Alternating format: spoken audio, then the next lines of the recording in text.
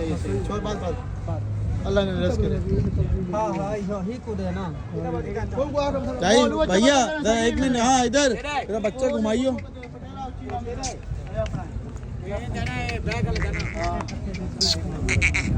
हाँ पुत्र